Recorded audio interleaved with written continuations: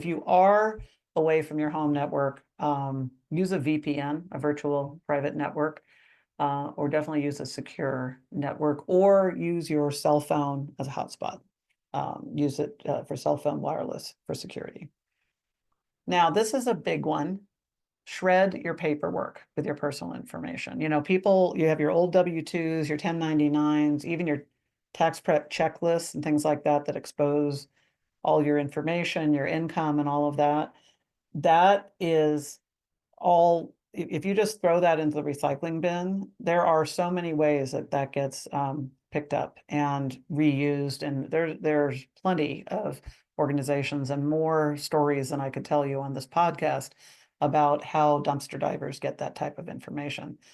And I just want you to think of it this way. It's bad enough that there are all these enormous data breaches that leak your social security number and mine and our other personally identifiable information. But for heaven's sakes, don't be your own worst data breach. You know, pay the $5 or whatever it is at your local UPS store or shredding facility or community shredding event.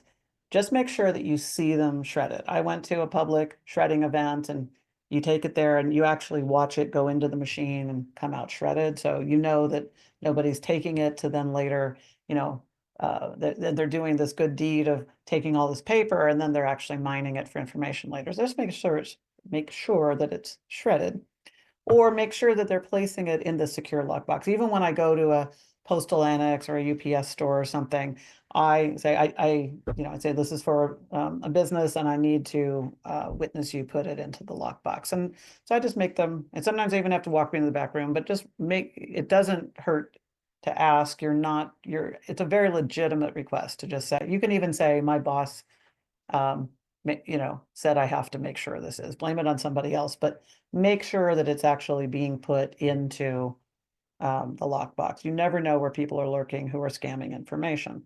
So it should say Iron Mountain or one of those companies that specializes in secure paper destruction. And then you're greatly decreasing your odds of leaking your own information.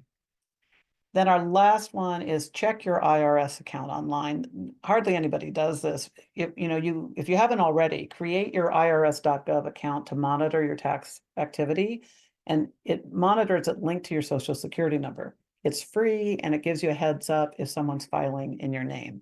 And let's face it, your social security number, mine, and almost everybody's is out there. The odds of your social security number not being on the dark web are very small. If you're not on the dark web, you should go to Vegas because you've got great luck.